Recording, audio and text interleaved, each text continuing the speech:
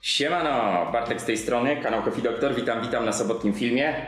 Dzisiaj trochę rzadszy model Saeco Multio, dokładnie HD8769. Usterka, na którą został przywieziony.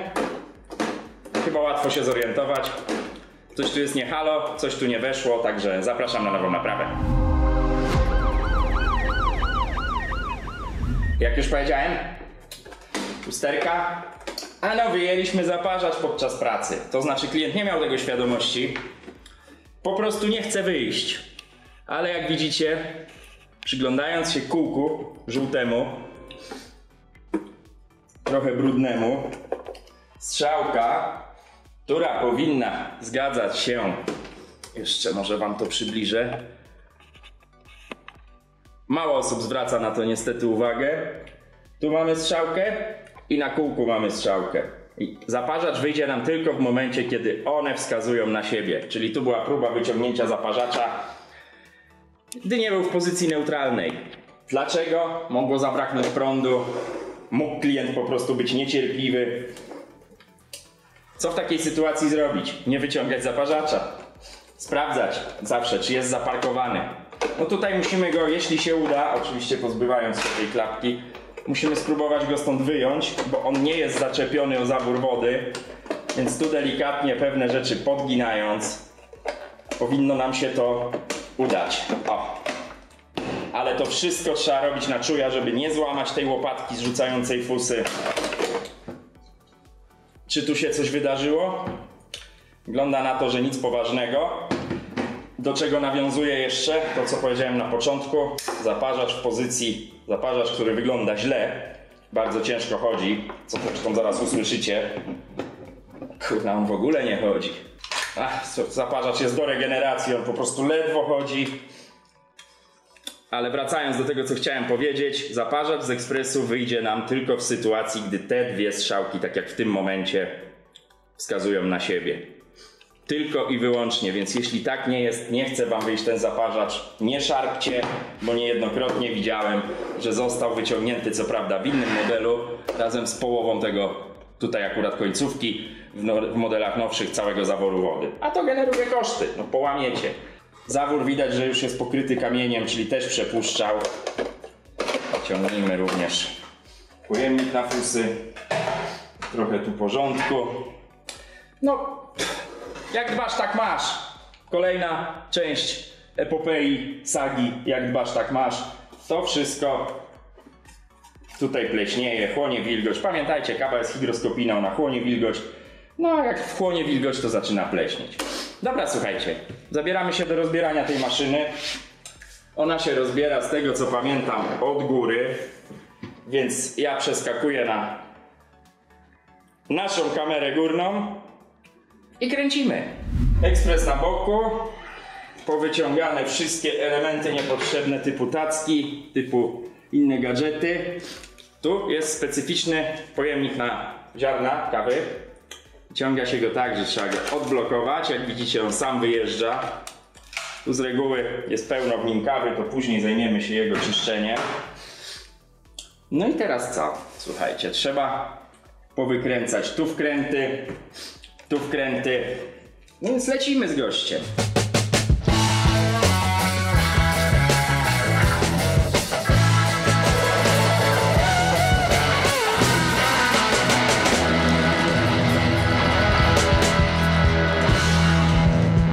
Trzeba też wyciągnąć ten pstryczek, on jest tu na wcisk. Delikatnie podważyć. Nie zawsze to wychodzi łatwo, nie zawsze też, wiecie, wiele razy spotkałem się z tym, że ten pstryczek był wklejony, ponieważ komuś się połamał. On ma tutaj takie dwa wciski. O. I trzeba to umiejętnie wyciągnąć. Bardzo często spotykam, że jest to połamane, jest jakąś kropelką złapane, więc trzeba mieć to z tyłu głowy, że ktoś już mógł tu być, ktoś mógł to wkleić. Zdarza się. I co, słuchajcie. Ekspres wraca z tego, co ja widzę, na koła. No więc go. Teraz jeszcze tu mamy wkręt, który trzyma nam lewy bok. Wyciągamy do koszyka i zaczyna się zabawa. Dawno tego ekspresu nie robiłem, szczerze przyznaję, więc też nie pamiętam dokładnie, jak to się tutaj rozkładało, ale chyba górę się wyciąga z tego, co pamiętam. Tak. Chyba najpierw trzeba wyciągnąć górę. Czy wszystkie wkręty odkręcone, sprawdźmy. Tu jeszcze należy wjechać wichurą. No i tu, słuchajcie, zaczynamy zabawę. Tu właściwie, ponieważ ten drugi bok prawdopodobnie też będziemy ściągać, tutaj nie ma, śrubki brakuje. Wyciągamy górę i trzeba, słuchajcie, uważać, ponieważ bardzo kruche są te ozdobne plastikowe srebrne ramki, więc trzeba to robić z wyszczuciem, jak to mawiają. O, trochę podginając, aż nam to wyjdzie, żeby nic nie pękło. Zawsze zaczynamy w tym modelu od lewego boku, bo na prawym, jak spojrzycie, są takie wsówki i przy składaniu dokładnie to samo. Czyli będziemy zaczynać od wsunięcia tego boku i dociśnięcia z drugiej strony. No, co widzimy w środku? Tradycyjna już kolonia pająków.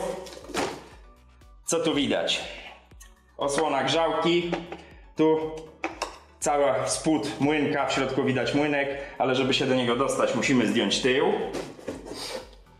A żeby zdjąć tył, jeszcze nie pokazałem, musimy odkręcić boki, a przynajmniej jeden, czyli wykręcamy ten wkręt i wtedy zejdzie nam cały bok. I teraz do góry. Czy tu jest jeszcze przyłapane? Nie. Do góry. To już w którymś ekspresie widzieliśmy.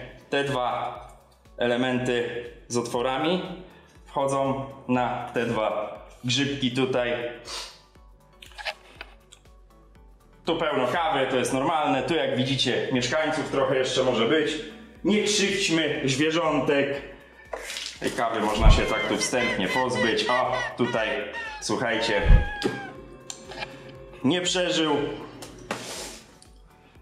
nie przeżył stresu związanego z mielącą się kawą, biedaczek. Takie rzeczy, wiecie, pająki rzadko powodują zwarcie, ale jak już wam kiedyś na live pokazywałem, robaczki potrafią zepsuć ekspres. Przy okazji 2014 rocznik. Co widzimy po pompie? 1 sierpnia 2014, więc zacny wiek. Ekspres nie wygląda źle, słuchajcie. To lecimy. Uciekaj, myszka. Lecimy z drugim bokiem, czyli te dwa wkręty. Jeszcze wewnątrz jest wkręt. Więc jak bez wykręcenia jego spróbujemy to zdjąć, to zdejmiemy to permanentnie. Samo schodzi. Więc ściągamy. I oba boki zdjęte. Ekspres w całej okazałości, jeszcze tył. Tył trzeba podważyć.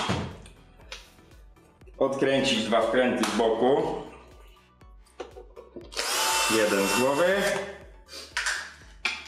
Analogicznie drugi. Ten ekspres był rozkręcany, bo widzę, że są różnego koloru wkręty powkładane. Ściągamy zaczepy.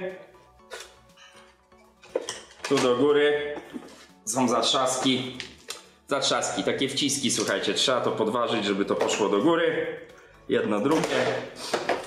I bok ściągnięty. Jesteśmy z każdej strony maszyny. Tu elektronika schowana za osłoną. Układ wodny, pompa, przepływomierz, grzałka. Front, tu uważajcie, bo ten panel będzie się gibał. Elektronika ekranu. No i młynek. Do młynka jeszcze jeden wkręt, widzę. Jak już rozbieramy, jak już robimy przegląd, zajrzyjmy i tu. Będzie to czyszczone. Nie chcę wyjść, ale już wyszło. Tak, żebyście coś widzieli. Ściągamy pokrywę młynka. Tutaj jest wciśnięty czujnik. Tu też widzimy, że zła się trochę działo. Tu jest czujnik magnetyczny pokrywki. Po prostu na wcisk. No i jak widzicie, mamy usterkę znaną z Philipsów Latego, czyli rozwaloną wysypkę. To się zdarza w tych ekspresach, nieczęsto. To też przeczy mojej teorii z poprzedniego filmu, że ta guma załatwia sprawę, która tutaj akurat jest. No co, słuchajcie, ja muszę to wszystko wysprzątać, wyodkurzać, wyjąć młynek, zajrzeć do grzałki, posprawdzać połączenia, ale na razie, żeby cokolwiek tu robić, muszę się pozbyć tego bałaganu. Także jedziemy.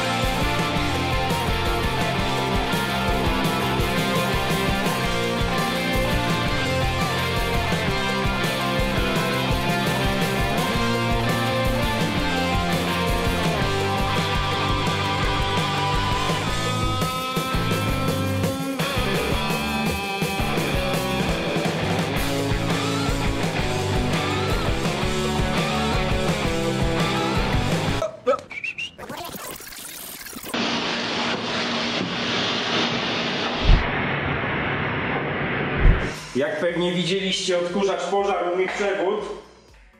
Jest. Trzeba będzie go tu podłączyć, bo go wyssało gałgana, ale nic się nie wydarzyło. Mamy czujnik, mamy końcówkę młynka. No i co? Młynek wyczyszczony, do wysypki wrócimy. Wysypka tutaj już na niego czeka nowa. Słuchajcie, widzicie, to się zdarzało w starszych modelach, ale nie na taką skalę, jak to się dzieje w Philipsach Latego. Wysypka, słuchajcie, poza Philipsem Latego to wymieniam drugą wysypkę od roku, myślę, w innym modelu. Także, no coś jest na rzeczy, ja to zawsze powtarzam. Zaglądamy do grzałki. Tylko trzeba ją najpierw wykręcić. Mamy wyciągnięte, odkręcone właściwie, nie tyle wyciągnięte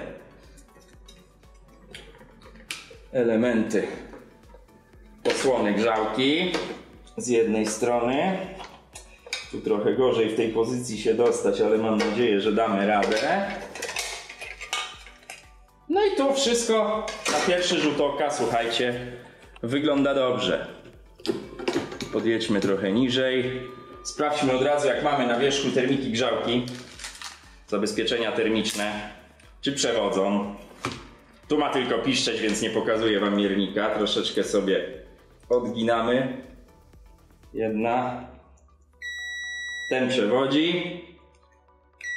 I ten również. Rezystancja grzałki, jak już mamy na wierzchu,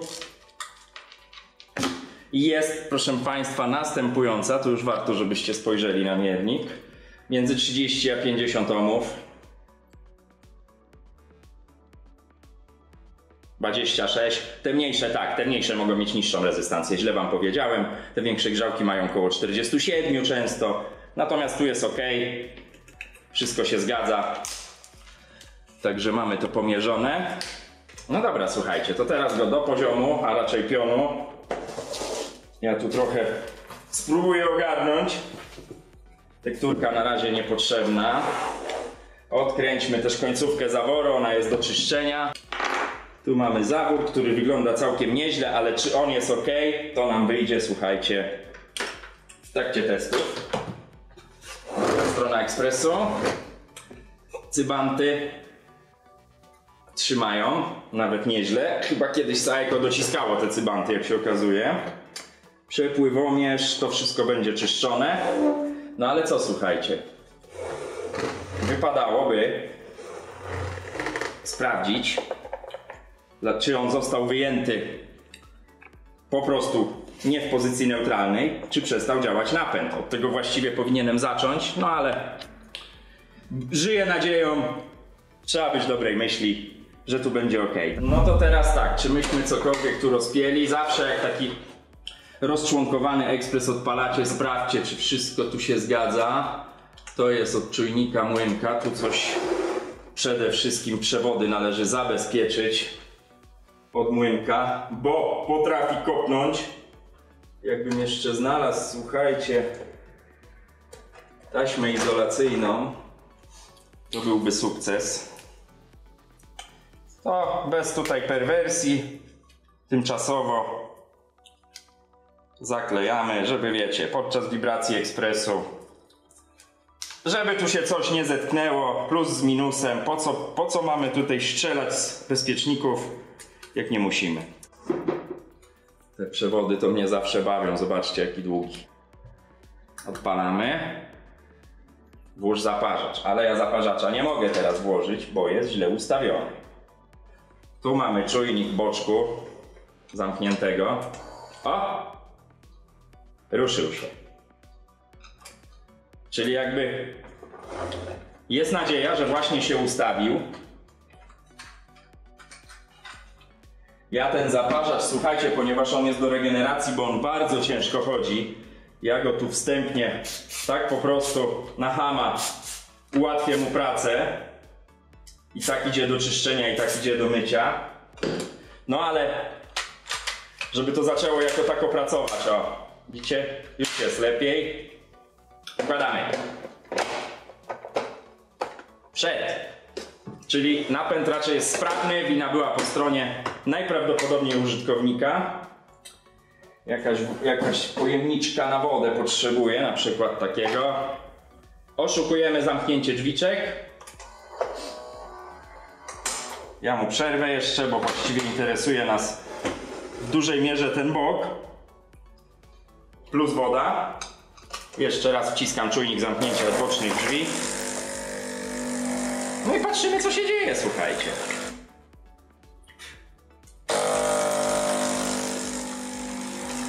Dobra, tu się przecież woda nie ma prawa polać, bo jest zdjęta końcówka zaworu.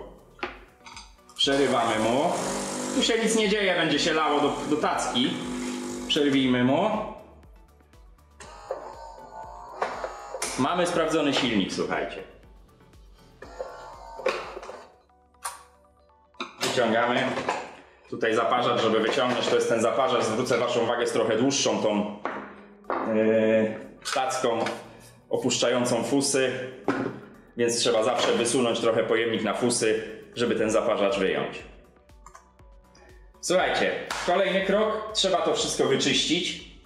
Trzeba wyczyścić młynek, trzeba wyczyścić zaparzacz, trzeba jeszcze raz dokładnie wyczyścić ekspres wewnątrz. Więc ja się za to biorę. Słuchajcie, zaparzacz umyty, komora zaparzania umyta. Zapomniałem jeszcze umyć końcóweczki, to ją tutaj obierzmy i zapsikajmy od razu.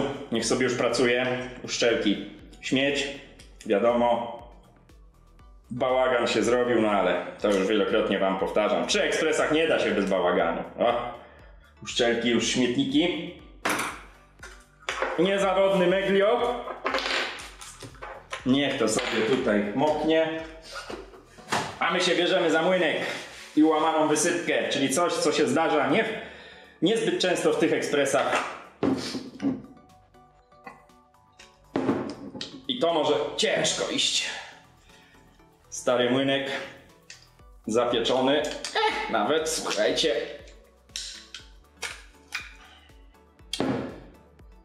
Szczotko, szczotko, hej, szczoteczko. Z grubsza. Zawsze wam powtarzam, tu nie musi być perfekto, bo to jest jedno mielenie i ten młynek cały jest pokryty kawą. No ale to, co widać, można wydłubać, można wyczyścić.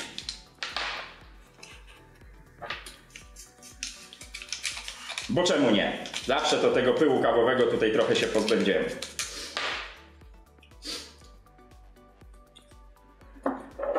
Czy ta wysypka odpadła, czy ta wysypka się wypięła? Słuchajcie. No nie.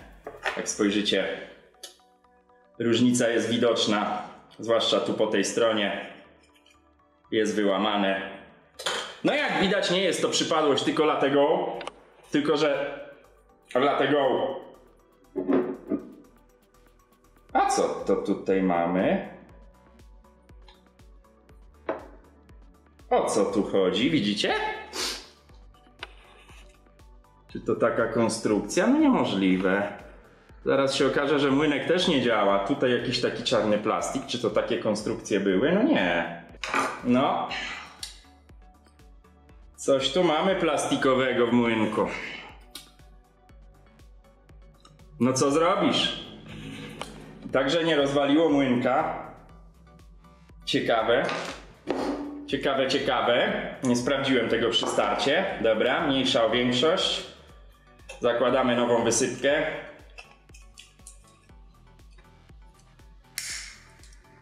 Jak słyszeliście, wskoczyła. Zakręcamy młynek i tu pytacie też często o to na grupie. Ten mazak to nie jest jakiś tam mazak, że jest sprawdzony młynek, tylko to nam wskazuje ustawienie fabryczne. I zaraz wam pokażę, o co chodzi, tylko sobie tutaj spasuję żarno na spokojnie. Nikt nas nie goni, słuchajcie, chociaż ja wiem, że w moich ustach mówienie na spokojnie może być śmieszne. I skręcamy tak, aż regulacja wskaże początek tego elementu regulującego, czyli coś takiego. Mamy złożony młynek. Plastik, który znaleźliśmy w młynku, zostawiamy dla potomnych.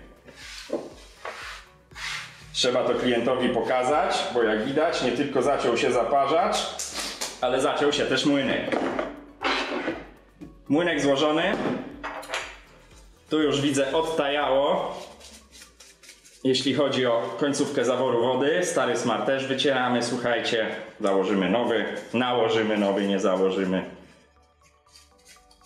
To jest ściemniałe, ale z tym jest wszystko ok, nie generujmy kosztów. Poza tym, że ściemniało od kawy, zafarbowało, nic się z tym złego nie dzieje. No to co? Jedna uszczela. Pyk. Druga uszczela. Cyk, pyk. Właś, jak cię grzecznie proszą.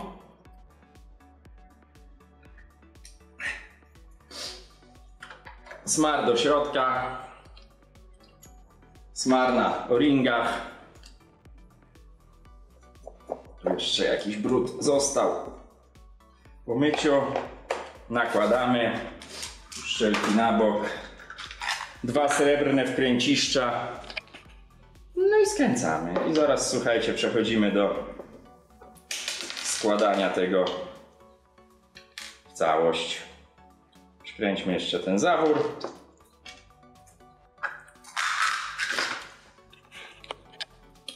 I składamy to wszystko w całość. Oczywiście bez zakładania jeszcze obudowy.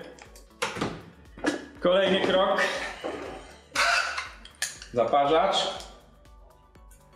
Umyty, wyczyszczony, jeszcze nie nasmarowany. Ja, tak jak mówiłem wam już niejednokrotnie, smaruję ten zaparzacz po zakończonych testach.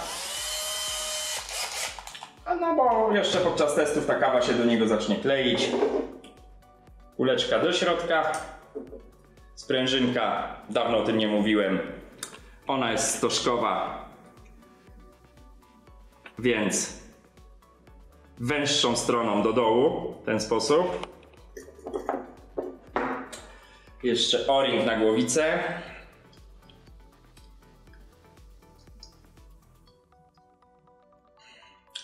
Włóż sobie kuleczkę, będzie ci łatwiej.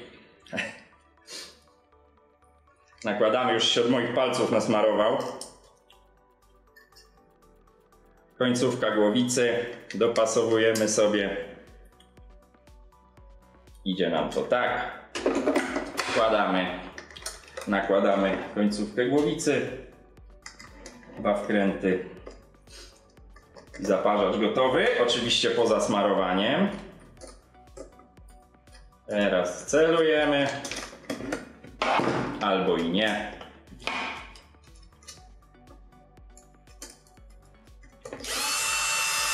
Ja to robię wkrętarką, ale uważajcie, łatwo jest to zgnieść. Powtarzam to za każdym razem.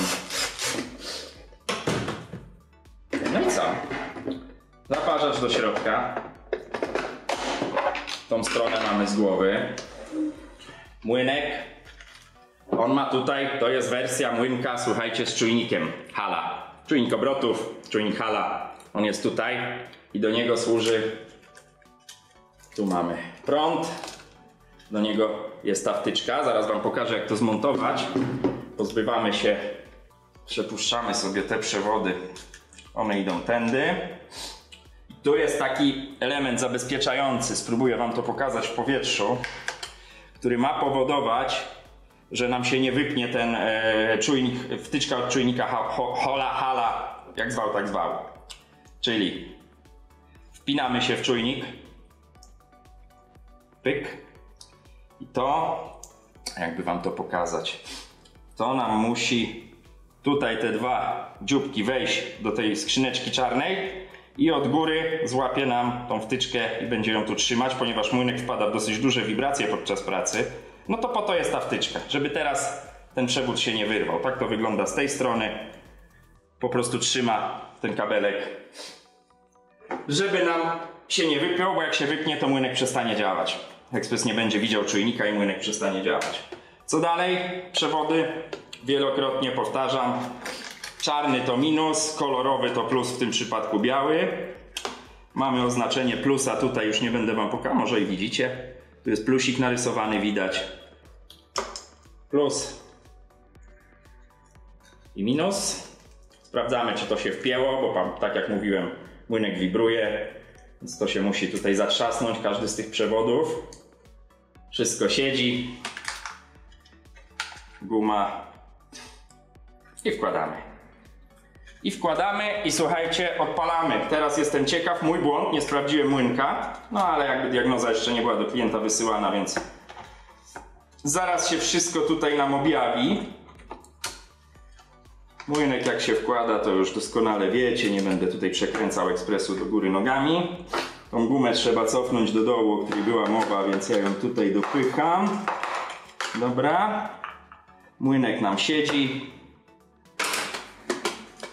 Jak widzicie, nie przechylam za bardzo, bo jest woda w środku. Pracuję.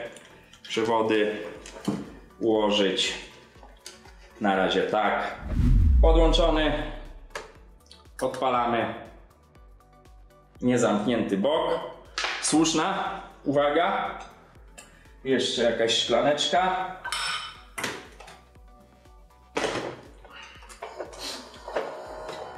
No i zobaczmy. Czy poleci woda?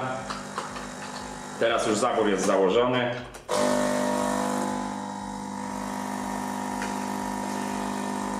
No, widać, że wylewka do czyszczenia. To już rzecz wtórna.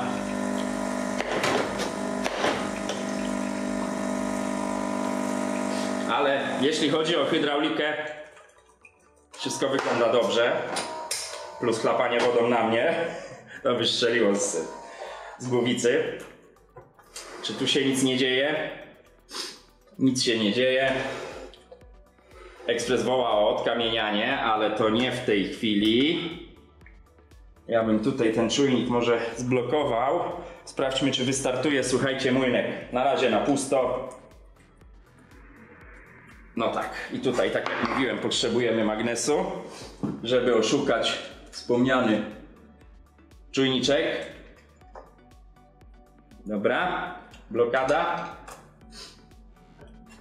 No i co, zmielmy na pusto, tylko dobrze by było, żebym ja przewodów nie pomielił. Może tu. O. Spróbujmy, czy młynek wywali błąd, czy zadziała, bo tego nie sprawdziłem. Szczęście dla klienta, ten plastik nie spowodował usterki. On teraz pokaże, że nie ma kawy. Dajmy mu się tutaj w procedurze dokończyć.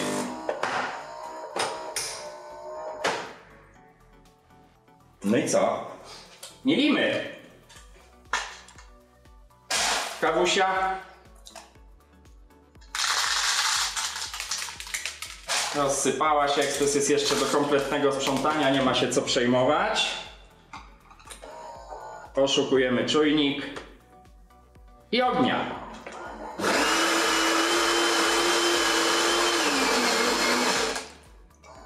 Coś on krótko mieli, na ile jest ustawiona moc. No ale dajmy mu szansę. Ja tu się już zasłonię, bo teraz jak chlapnie, to chlapnie kawą, szkoda moich ubrań.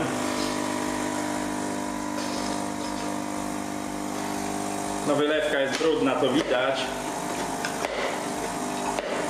Zatrzymajmy, bo to jakaś lurka totalna leci.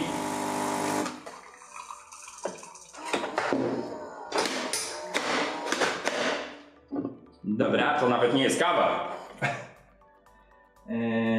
Może inną filiżankę.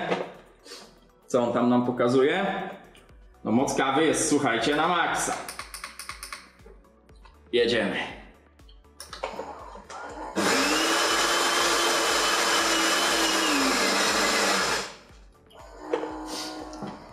Zobaczmy, co się wydarzy.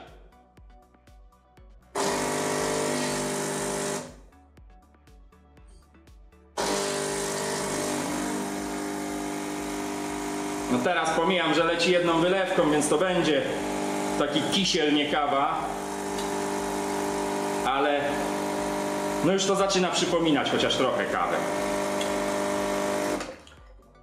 Słuchajcie, odkamieniam go, czyszczę go, skręcam go, no i za chwilę widzimy się na ostatecznym teście. Gotowe, jak widać, odkamieniony, nic się nie wydarzyło. Słuchajcie, wyłączamy, składamy, niech on się jeszcze nagrzeje, chociaż ja bym mu się nagrzewać nie dawał. No dobra, cierpliwość nas wybawi.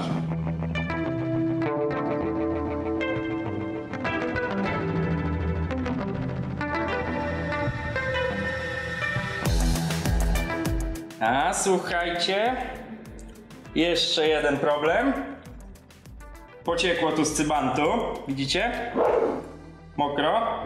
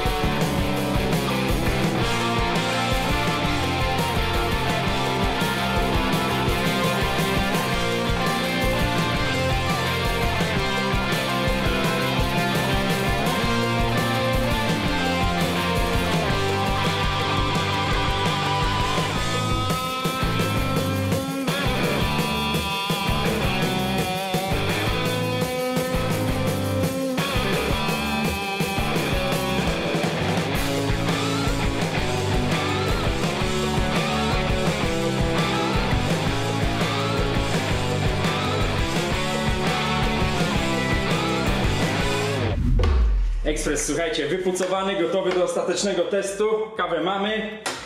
To co? Parzymy kawę, podsumowujemy i kończymy. Moc maksimum. Niech będzie espresso.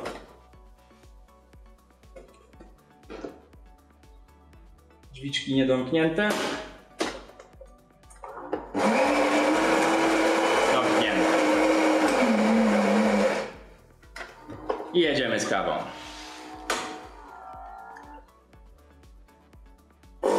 Czy zrobi kawę? Oto jest pytanie, mili Państwo.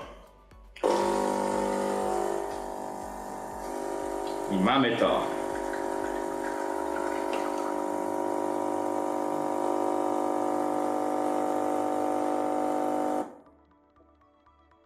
Kawka zrobiona. Nie wygląda źle. Szału też nie ma. Zróbmy jeszcze jedną. Może większą nieco. Tu jest zaparzacz niedopchnięty. Damy.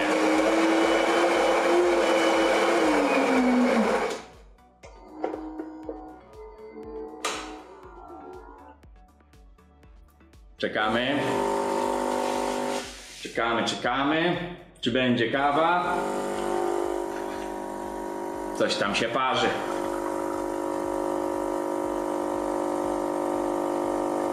Już jest lepiej, słuchajcie. Zaczyna to wyglądać jak kawa. No i tyle. Słuchajcie, staruszek, 2014 rok, odratowany. Młynek działa, znalezione elementy, pęknięta wysypka, uszczelki, cybant plus ciało obce w młynku. Słuchajcie, tyle z mojej strony. Pamiętajcie o partnerze kanału, firma Nord, portal Naprawiaj Nie Wyrzucaj. Tu wam się wyświetlają linki, tu gdzieś i tu gdzieś. Saeco Moltio, naprawione przegląd, naprawiony młynek, naprawiona wysypka, odblokowany zaparzacz. Nie wyciągajcie zaparzacza, jeśli nie jest on w pozycji neutralnej, czyli te dwie strzałki, o których mówiłem na początku, się nie zgadzają. Wszystko z mojej strony, mówił do Was Bartek, kanał Coffee Doctor. Życzę smacznej kawusi, miłego popołudnia, trzymajcie się, pozdrawiam, cześć!